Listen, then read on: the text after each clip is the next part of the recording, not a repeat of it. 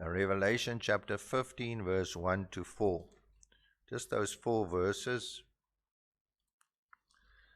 Revelation 15. It's the end of scene number 4 in the book of Revelation. There are 8 scenes, 8 great scenes or 8 great scenes that John, the Apostle John, sees speaking about what is happening throughout the history of mankind. And this is the end of the 4th scene. I saw in heaven another great and marvelous sign, 7 angels with 7 last plagues. Last, because with them God's wrath is completed. And I saw what looked like a sea of glass mixed with fire, and standing beside the sea those who had been victorious over the beast and his image, and over the number of his name. They held harps given them by God, and they sang the song of Moses, the servant of God, and the song of the Lamb. Great and marvelous are your deeds, O Lord God Almighty. Just and true are your ways, King of the ages. Who will not fear you, O Lord, and will bring glory to your name? For you alone are holy. All nations will come and worship before you, for your righteous acts have been revealed. Just so far.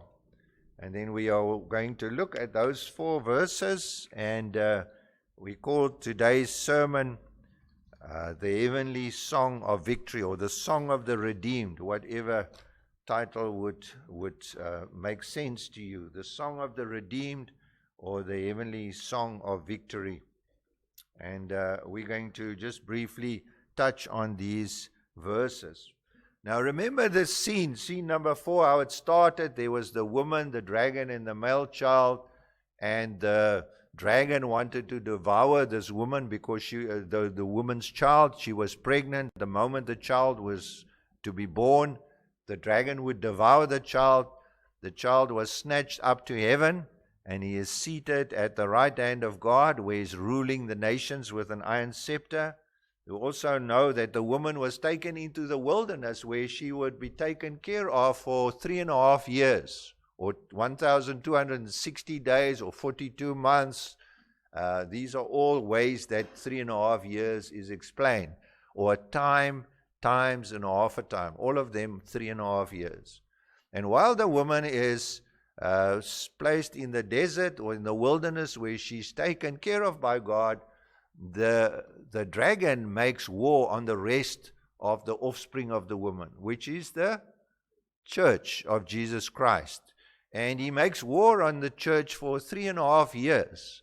And that is also the gospel age, when the saints overcome the dragon with the word of their testimony, and with the blood of the Lamb, and they do not shrink back from death. They do not fear death so much as to shrink back from it, even if the dragon persecutes them and kills them. And so that is what we saw as the setting of the scene. And then we saw these 5 visions: the beast from the earth, the beast from the sea, which is kingdom or empire. So there are kingdoms that rise on the earth. That's the beast from the sea. There's the beast from the earth, which is false religion that arise with kingdoms of the beast. So these two always work hand in glove. The false church or the false religion always works with the kingdom of the beast.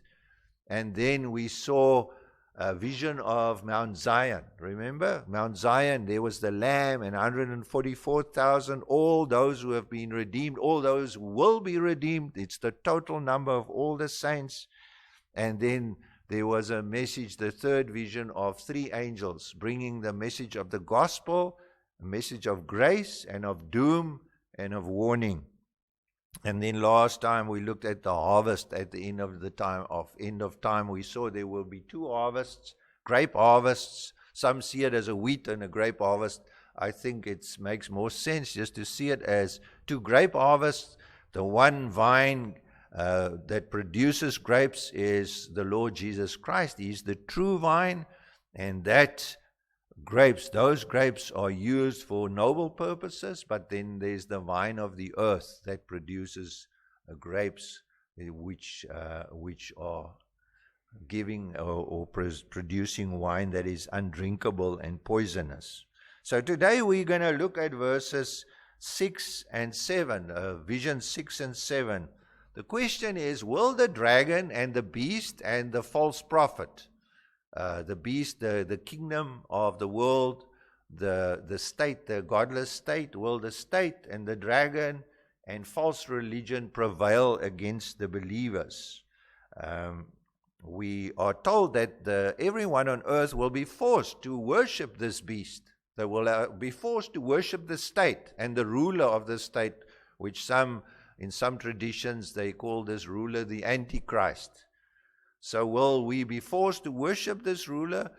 We are told that those who won't will be persecuted and killed, and you will also be forced to put a mark on your right hand or your forehead, otherwise you won't be able to buy or sell. What will happen before the end of the 3.5 years? And vision number 6 tells us the first thing, and it's concerning 7 angels with 7 bowls of wrath.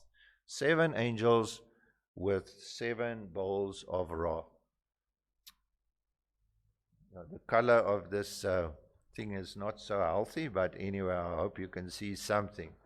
And I saw in heaven another great and marvelous sign, 7 angels with the 7 last plagues. Last, because with them God's wrath is completed.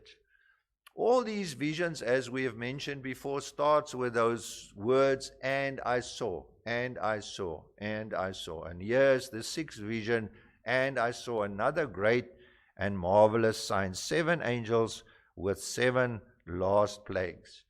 And what this is really a preview. It's a glimpse. It's like a movie trailer that you see. You know there's a certain movie coming out in May or in June or July, and you can watch the trailer and it gives you a glimpse of what it will be all about. So this is like the trailer telling you what's going to happen in the next scene, in scene number 5.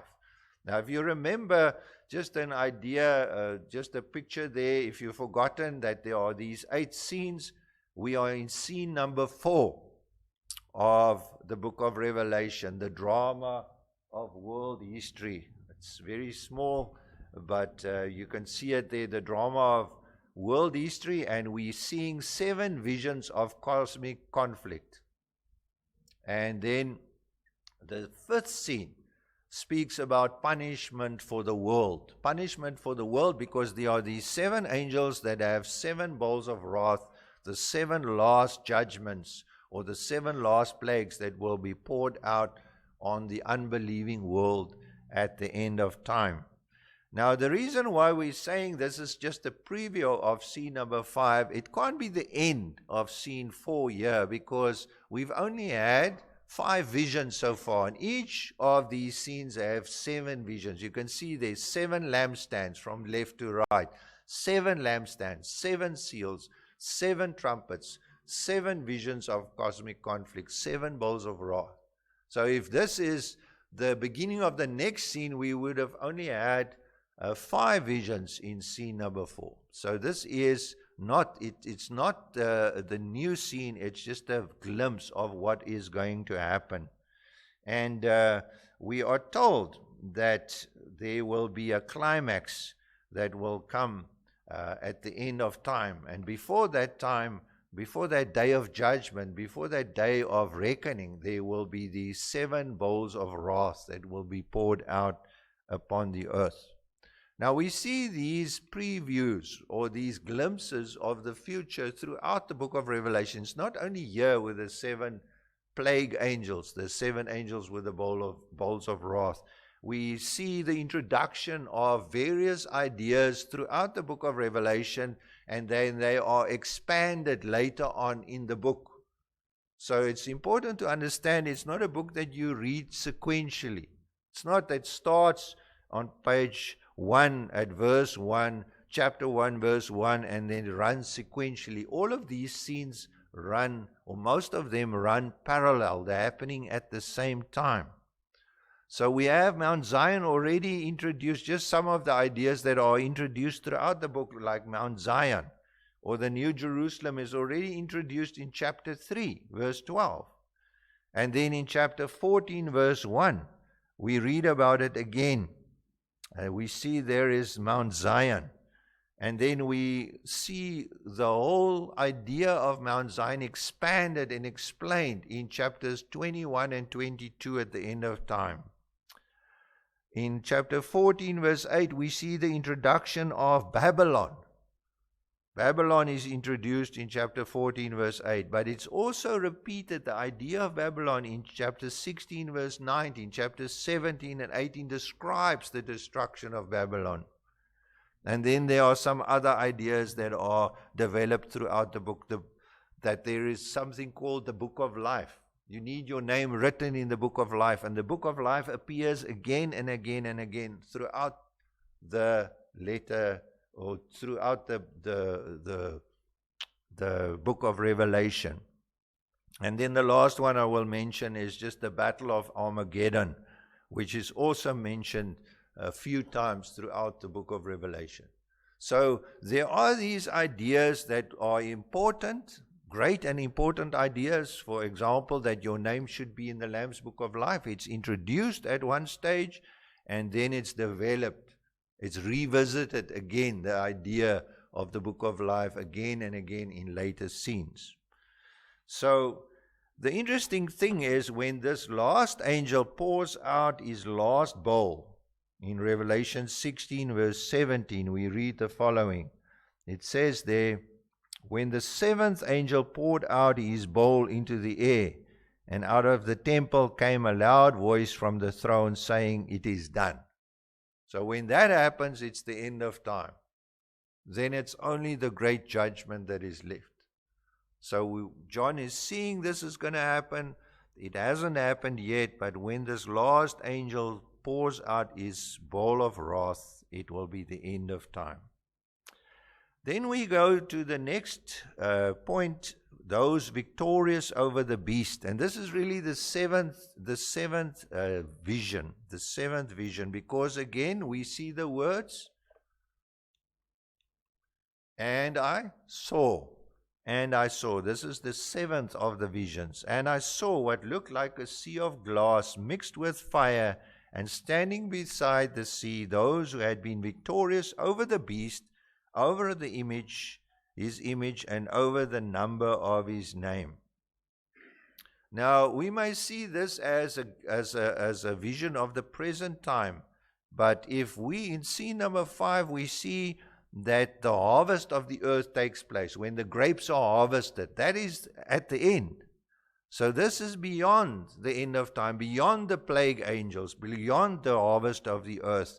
And this speaks of the time of the end, when everything has come to an end, when God has judged the world, and the great crowd, the great throng of the redeemed will be standing beside this, which looks like a sea of glass mixed with fire, and they will be those who have been victorious over the beast, over his kingdom, and over the number of his name. So how can they be victorious? Some of them will be killed. Some of them will be persecuted. Many will be persecuted, and many will be killed.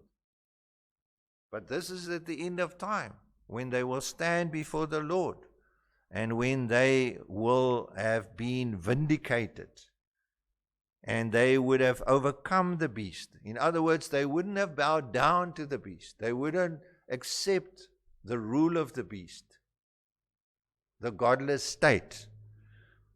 And that is important for us to understand, that we as Christians sometimes need to stand up against the state. And I know that's something which sounds strange maybe to our ears today. We just think we must have blanket obedience to the state. But when the state forces us to go against what God commands, then Peter says to the Sanhedrin, what does he say? We must obey God rather than men. There are times Daniel didn't obey the state. Daniel and his 3 friends. Daniel would not stop praying 3 times a day. He opened his window and he prayed 3 times a day. and he ended up in the lion's den. His 3 friends did not worship the image of King Nebuchadnezzar, and they were thrown into the fire. And so we can go on. Elijah did not worship Baal like all the prophets and all the priests of Baal did. He stood up against them. And so again and again we read in the Word that when the state forces us to worship the state, worship the power behind the state, which is really the dragon or Satan, and worship the false religion that is in cahoots with the state, we must take a stand. And this crowd at the end of time will be standing beside the sea of glass filled with fire. They will be those who have been victorious over the state. They will be victorious, will be the ones who are victorious over his image. They would not bow down, just like Shadrach, Meshach, and Abednego. They would not bow down to the image of the beast. We are ordered sometimes by a false religious leader to worship certain things, to set up an image in honor of the first beast, to set up an image in honor of the state. And we are told to worship that, but we are warned here in the book of Revelation that if we want to stand in that crowd of the redeemed, beside the sea of glass filled with fire on Mount Zion, we cannot worship the image of the beast. Neither can we worship or obey the number of his name. We need to be victorious over the number of his name. And the number of his name is what? It's what we call the mark of the beast, or 666. And we have already discussed what this means. This mark means that without it you can't buy or sell. You can't travel overseas. You cannot do certain things. You can't move from one country to another. You may be even prevented from attending and worshiping at a church. And we have seen there are countries, many countries, we've just received a newsletter which I can't say much about now, from a person in a foreign country where there are surveillance equipment at every church building. And you have to be registered with the state. And if you're not registered with the state, you cannot have church, and you must use the state Bible, which is not the Bible we have. And there is facial recognition cameras at every building, every church. And you can't start new churches. You can't put crosses on buildings. All these things are things that the state will do. But these people said, we will not take the mark of the beast. And that mark is, the 666 is just simply a spiritual mark. It's not a literal mark. It's a spiritual mark, because 777 stands for completeness. One could even say maybe 777 stands for the Father, the Son, and the Holy Spirit. It represents completeness, the perfect number. So there's a number that is falling short of that perfect number. It's a man-made number. It's a human number. It's 666. The mark of the dragon, the godless state, and false religion.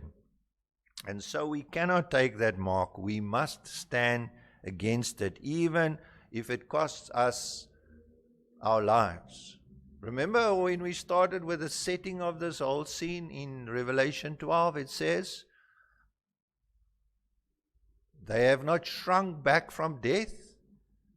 They've borne witness to Jesus, and they are persecuted because of the blood of the Lamb and the witness of their testimony, but they did not fear death so much as to shrink back from it. They were willing to do that. Let me just read it for you again. It's in chapter 12, verse 11. They, that is the saints, the believers, overcame him, that is the dragon, by the blood of the Lamb and the word of their testimony, and they did not love their lives so much as to shrink back from death. Now, my friends, I don't know how many of us will be able to do that. If this comes to us, if this comes to South Africa, if it comes to our churches, who will be able to do that? Sometimes it's even the church people that turn you in. Sometimes people will be sitting in this congregation who will maybe turn some of us in. And this is something we have to contemplate, because following the Lamb and worshiping Christ is not always an easy thing. But these folks, they did not love their lives so much as to shrink back from death. Then those who are victorious over the beast and the image and his number, they sing. As we've said, there's a lot of singing in the book of Revelation. There are lots of songs. And the last one is, or the present one, there will be some more singing later on in the book of Revelation, is the song of Moses and the song of the Lamb. And here we see that they are given harps by God, and they sing the song of Moses and the song of the Lamb. Now, what is the song of Moses? We have already read a little bit of it in the reading this morning. It's just a description of who God is. The Song of Moses starts off by telling the people of Israel who God is. It says, I will proclaim the name of the Lord, Yahweh, or praise the greatness of our God. He is the rock. His works are perfect, and all his ways are just. He's a faithful God who does no wrong. Upright and just is he. It's important to know that when life gets hard, when we are being persecuted by the state or by false religion, that he is a faithful God. He is doing no wrong. It's not God who is persecuting us. It's the godless state or false religion or false Christianity. And this song was, as I said, to remind the people of God that who God was, that he was a faithful, loving God, true to his covenant. And another reason why they had to sing was to understand or to remind themselves that God's honor was at stake. That God's honor was at stake. The way they live their lives, the way we live our lives, reflects upon God's honor. In Romans 2:29, Paul writes to the Jews, he says, God's name is blasphemed among the Gentiles because of you, the way you're living.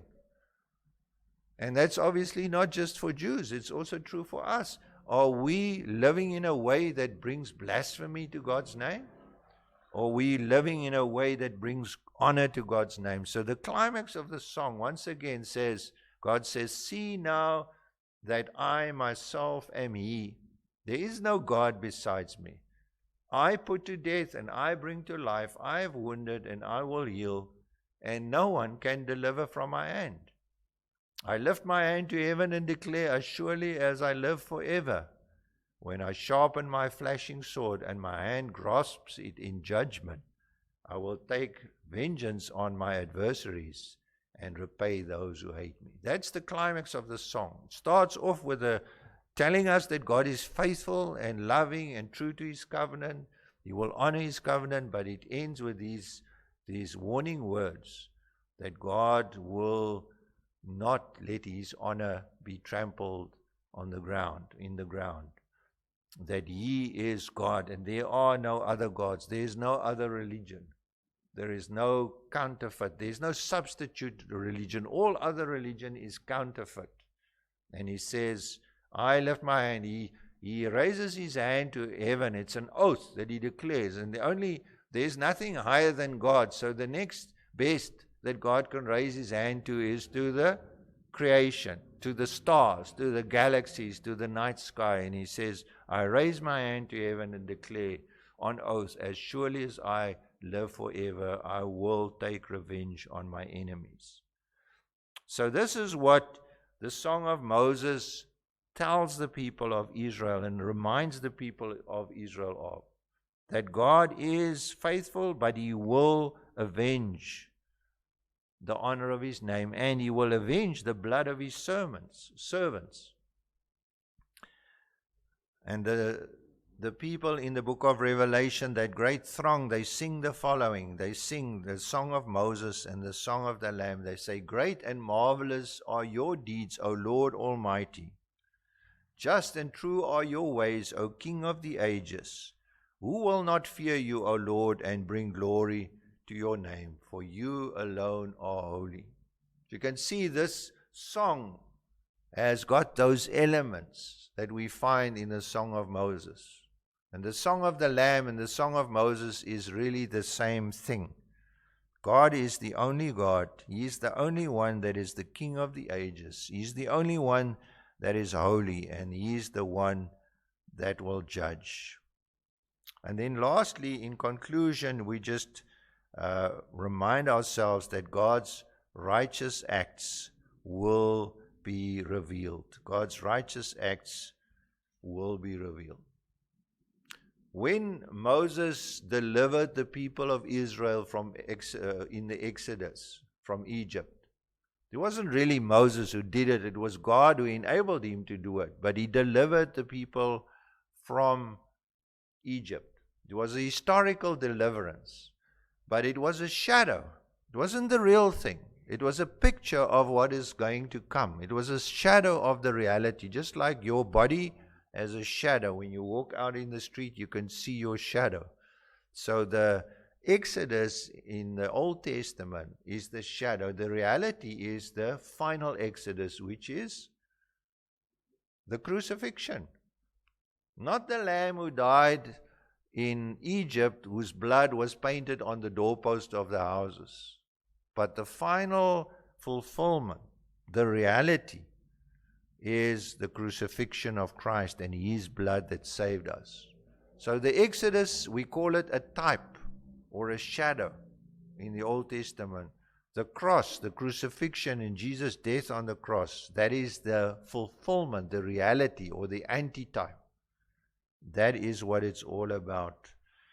And in this drama, which we saw in visions 1 to 4, between the beast from the sea, the godless state, false religion, and on the other hand, the people of God, the city of God, Mount Zion, and the message of God, the true message of God, we saw that the end of that was a great harvest in which the people of the world will be separated into the grapes of the true vine and the grapes of the earth. And before that time, or during that time, the 7 last plagues will be poured out, and vision 7 is a sight what lies beyond. And what lies beyond is told to us in chapter 15 verse 4. All nations will come and worship before you. That doesn't mean each and every person of every nation, but people from all nations will come and worship before you, for your righteous acts have been revealed. In fact, all people will worship.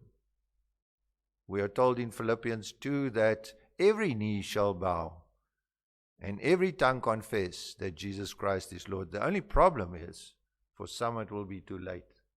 For some it will be too late. So when he says there, every knee will bow and every tongue confess, that will happen. But for you to be in the throng of the redeemed, to stand beside that sea of glass and fire, and to be in the presence of the Lamb, you need to bow the knee now. You cannot do that at the end of time, because then you will bow, you will be forced to bow, because the King will be revealed. But it will be too late, because the grapes of wrath will go in one direction and the grapes of the true vine in another direction. At the end of time, all nations will come and bow before the Lord. And that is really the final statement on this great scene of the conflict of human history. What is happening throughout human history? The way things are looking now, maybe you're feeling depressed. You say, well, it's not looking good. You look at all the disaster, all the wars, all the hatred, all the things that are taking a hold of our world, and you may find yourself overwhelmed and depressed. But the warning is given, and the promise is given. We will stand on Mount Zion, the redeemed, and we will sing the song of Moses and the song of the Lamb, and all nations will worship. Amen.